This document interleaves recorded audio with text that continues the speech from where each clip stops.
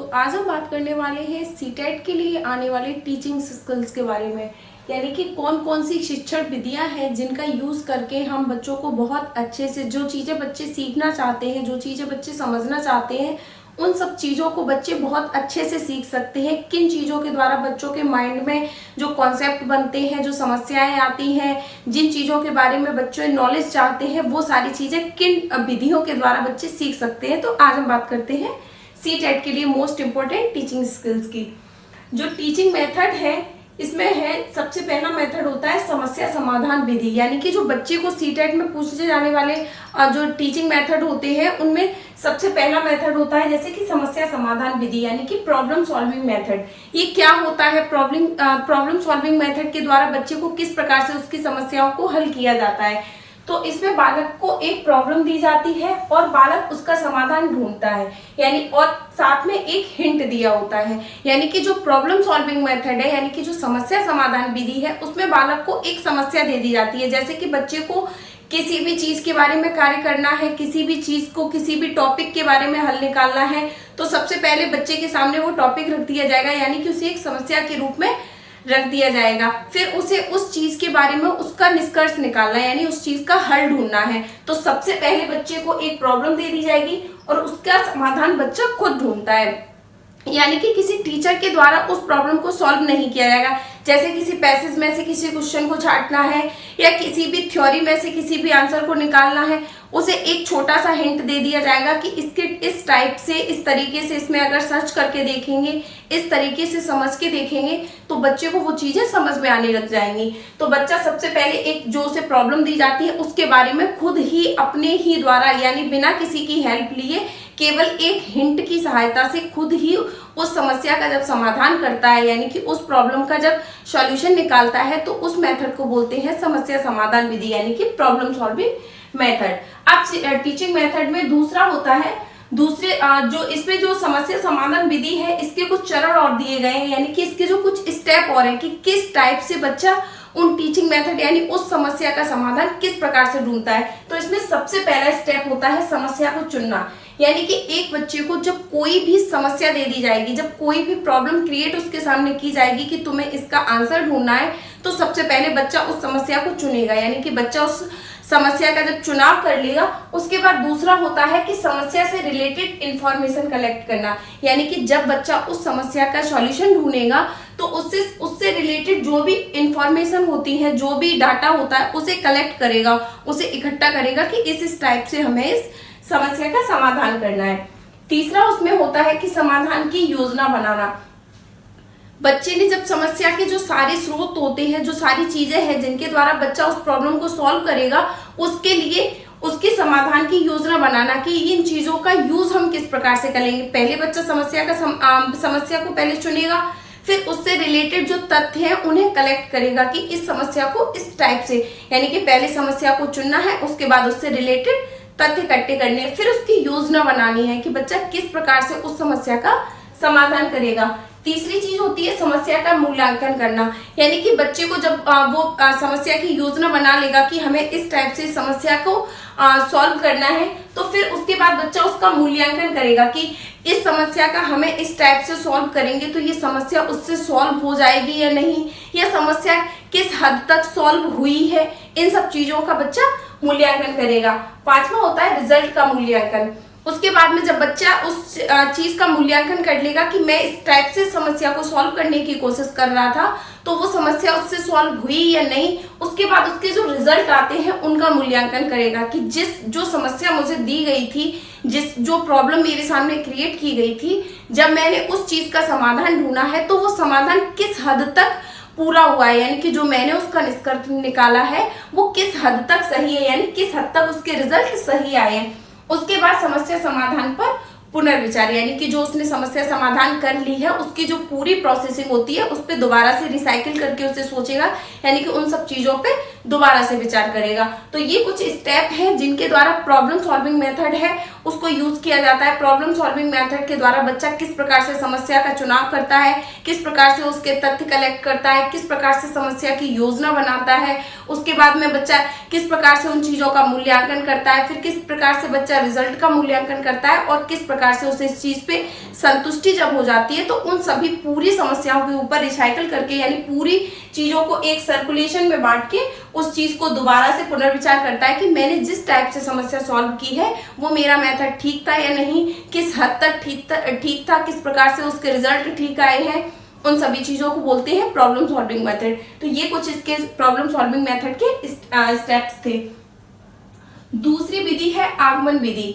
ये सीटेट के लिए मोस्ट इंपोर्टेंट विधि रहती है जिसे हम लोग बोलते हैं आगमन विधि। इस विधि में सीधे एग्जाम्पल यानी प्रयोग के आधार पर नियम निकालते हैं। ये छात्र केंद्रित विधि होती है और प्राइमरी के लिए ये बहुत इंपॉर्टेंट है।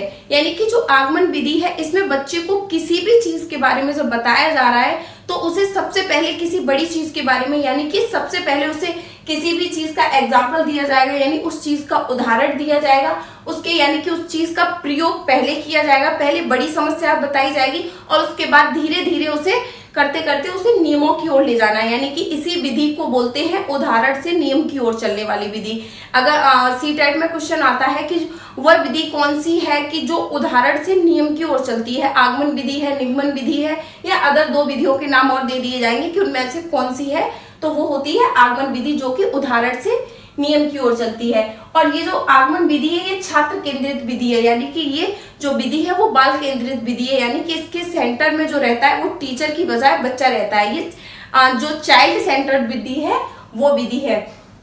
इसके लिए ये प्राइमरी के लिए बहुत ज्यादा इंपॉर्टेंट है यानी जो प्राइमरी क्लासेस होती हैं इस विधि का यूज सबसे ज्यादा उन क्लासों में किया जाता है। इस विधि के भी कुछ स्टेप है यानी कि ये उदाहरण से नियम की ओर चलती है यानी इस विधि में सबसे पहले किसी भी चीज का उदाहरण दिया जाता है यानी कि पहले समस्या का बड़ा पार्ट बताया जाता है।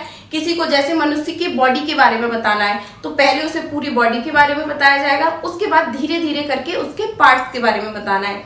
जैसे बच्चे को किसी भी पेड़ के बारे में बताना है तो सबसे पहले बच्चे को पेड़ के बारे में बताना है, उसके बाद धीरे धीरे बच्चों को उसकी पत्ती, उसकी डाली यानी अदर चीजें बतानी है। उसके बाद इसमें दूसरा होता है स्थूल से सूक्ष्म की ओर और उसमें होता है विशिष्ट से सामान्य की ओर, ज्ञात से अज्ञात की ओर, मूर्त से अमूर्त की ओर। यानी कि इसमें स्थूल से यानी कि जो बड़ी चीजें होती हैं वो पहले बताई जाएंगी, उसके बाद में छोटी चीजों के बारे में बताया जाएगा। विशिष्ट चीजें यानी कि जो बड़ी चीजें हैं वो पहले बताई जाएंगी, जो बहुत इंपॉर्टेंट चीजें हैं यानी किसी भी चीज का बड़ा ब्रॉड पार्ट बताना यानी कि विशिष्ट से लेके सामान्य की ओर, ज्ञात से अज्ञात की ओर। यानी कि जो चीजें बच्चे को आती हैं, जो चीजें बच्चा पहले से जानता है, जिन चीजों की लर्निंग यानी उसका अधिगम बच्चे को पहले से, उन चीजों को बताने के बाद अज्ञात की ओर यानी जो चीजें बच्चा नहीं जानता है उस ओर ले जाना। मूर्त से अमूर्त की ओर यानी कि इस विधि में मूर्त से अमूर्त की ओर का यूज किया जाता है यानी जो चीजें बच्चे के सामने हैं यानी कि जो चीजें बच्चे को प्रत्यक्ष रूप से दिख रही हैं उससे अप्रत्यक्ष वाली चीजें यानी कि जो चीजें बच्चा नहीं देख रहा है, जो चीजें बच्चे के सामने नहीं है, उन चीजों की ओर ले जाना। उसके बाद बात करते हैं तीसरी विधि की जिसे बोलते हैं निगमन विधि। ये जो विधि है आगमन विधि के सीधे अपोजिट रहती है। जैसे कि आगमन विधि है प्राइमरी के लिए इंपॉर्टेंट है, ये बड़ी क्लासों के लिए इंपॉर्टेंट है। जैसे कि आगमन विधि एक चाइल्ड सेंटर्ड विधि है यानी कि बाल केंद्रित विधि है, वैसे ही निगमन विधि शिक्षक केंद्रित विधि है। इस विधि में पहले एग्जाम्पल्स दिए जाते थे यानी कि पहले इस आगमन विधि में उदाहरण दिए जाते हैं और निगमन विधि में बच्चे को पहले नियम दिए जाते हैं, उसके बाद उसके उदाहरण देके बच्चे को चीजें समझाई जाती हैं। यानी कि जो निगमन विधि होती है वो आगमन विधि के ठीक अपोजिट होती है। बच्चे को पहले नियम सिखाए जाएंगे। जैसे बच्चे को किसी भी चीज को मैथ के बारे में समझाना है तो बच्चे को पहले मैथ के जो सूत्र होते हैं जिनके द्वारा बच्चा सवाल को सॉल्व करेगा, उन चीजों के सूत्रों के बारे में बताया जाएगा। उसके बाद बच्चे को जो सवाल दिए जाएंगे वो दिए जाएंगे। तो इस विधि में पहले बच्चे को नियम सिखाए जाते हैं। जैसे कि बच्चे को किसी भी ट्रांसलेशन को सिखाना है, बच्चे को किसी भी टेंस के बारे में बताना है तो बच्चे को पहले उसके नियम बताए जाएंगे कि इस ट्रांसलेशन को ऐसे ऐसे करना है, उसके बाद बच्चे को वो करने के लिए दिया जाएगा। ये विधि इसके ठीक अपोजिट होती है। दोनों विधि एक दूसरे के अपोजिट है। जो चीजें इनमें से एक विधि को समझने के बाद में दूसरी विधि अपने आप समझ में आ जाती है। जैसे कि जो ये विधि है इसमें ज्ञात से अज्ञात की ओर चलना है, निगमन विधि में अज्ञात से ज्ञात की ओर। इसमें मूर्त से अमूर्त है, उसमें अमूर्त से मूर्त की ओर में चलना, यानी कि ये दोनों विधियां ठीक एक दूसरे के अपोजिट हैं। चौथी विधि की बात करते हैं जिसे बोलते हैं प्रोजेक्ट विधि। इस विधि के जनक कौन है? इस विधि के जनक है किलपैट्रिक। तो आज का सभी के लिए सवाल है कि आगमन विधि और निगमन विधि इनके जनक कौन है? जैसे कि प्रोजेक्ट विधि के जनक है किलपैट्रिक, उसी प्रकार से आगमन विधि और निगमन विधि इन दोनों विधियों के जनक कौन है? ये चीजें कमेंट बॉक्स में जरूर बताना। तो यानी जो प्रोजेक्ट विधि है, यानी कि जो प्रोजेक्ट मेथड है, इसमें बच्चा स्वतंत्र रूप से कार्य करता है, बच्चा अपनी समस्या का हल स्वयं करता है। यानी कि जो प्रोजेक्ट मेथड होता है जिसे किलपैट्रिक साहब ने दिया था, उस विधि में बच्चा स्वतंत्र रूप से कार्य करता है, यानी बच्चे पर किसी भी प्रकार की रोक टोक नहीं होती है, बच्चे को किसी भी प्रकार से बाउंडेशन में नहीं रखा जाता है। बच्चा हर कार्य को करने के लिए खुद में स्वतंत्र होता है, करके सीखता है। जो चीज project Vidhi learning by doing पे बिलीव करती है, यानी कि बच्चा जो भी कार्य कर रहा है उन सभी चीजों को खुद करके, यानी उन सभी चीजों की किसी भी चीज को, जैसे बच्चे के सामने कोई भी समस्या रख दी गई तो उन सभी चीजों को बच्चा खुद उसकी खोज करेगा, खुद उसकी समस्या ढूंढेगा, यानी बिना किसी की हेल्प लिए खुद समस्या ढूंढता है। बच्चा अपनी समस्या का हल स्वयं करता है और स्वतंत्र रूप से सीखता है। यानी इस विधि में टीचर का हस्तक्षेप, टीचर केवल एक ऑब्जर्वेटर की तरह होता है, यानी वो केवल ऑब्जर्व करता है कि बच्चा किस टाइप से चीजें कर रहा है, ना कि उसमें हस्तक्षेप करता है। बच्चे को जैसे कोई भी एक चीज दे दी गई, उस चीज के बारे में, उस चीज का हल करना, लाइब्रेरी में जाके बच्चे को कोई चीजें करनी है, लैब में जाके बच्चे को कोई भी एक्सपेरिमेंट करने हैं, उन सभी चीजों को बच्चा खुद करता है, उसे बोलते हैं प्रोजेक्ट मेथड। पांचवी विधि होती है अनुकरण विधि। इसमें बच्चा हर चीज को कॉपी करके सीखता है, यानी जैसे हम लोग सबसे पहले अपने घर में जैसे अपनी मदर टंग सीखते हैं, जैसे मातृभाषा जो होती है हम उस चीज को सीखते हैं, तो उस मातृभाषा को हम कैसे सीखते हैं? यानी लोगों से अनुकरण करके।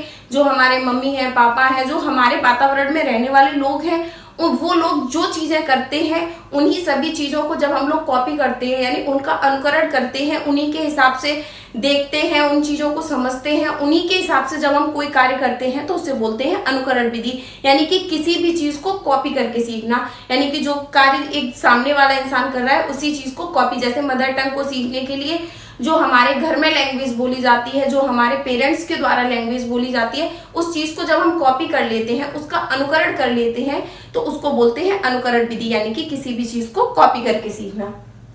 उसके बाद छठवीं विधि है व्याख्या विधि। इसी विधि में किसी भी तथ्य की व्याख्या की जाती है। इस विधि में शिक्षक केंद्र में रहता है, यानी कि जो व्याख्यात्मक विधि है, इस विधि में टीचर सेंटर्ड विधि है, इसीलिए बहुत ज्यादा उपयोगी विधि नहीं है, ये बहुत ही बोरिंग विधि हो जाती है। इसमें क्या होता है कि टीचर्स को जैसे कोई भी कॉपी दे दी गई, उस चीज में जो चीजें लिखी हुई हैं, जैसे इंग्लिश की किताब है, नोटबुक है, उसमें से टीचर किसी भी चीज के बारे में व्याख्या करके बता रहा है, या हिंदी में किसी भी सूत्र की, किसी भी कोई भी लाइनिंग है, उन चीजों की जब टीचर बैठ के खुद व्याख्या करते हैं और सभी छात्र बिल्कुल शांत होकर बिना किसी भी चीज के बोले रोके टोके जब टीचर के द्वारा व्याख्या की जाती है, जब इस विधि में जो व्याख्या विधि होती है ये टीचर सेंटर्ड विधि है, यानी कि इसमें टीचर का रोल मेन होता है। बच्चा एकदम चुपचाप यानी कि निष्क्रिय होकर बैठा रहता है और अध्यापक इस पे सक्रिय होता है। जैसे कि आगमन विधि में बच्चा सक्रिय था, अध्यापक निष्क्रिय था, उसी प्रकार से जो व्याख्यात्मक विधि होती है,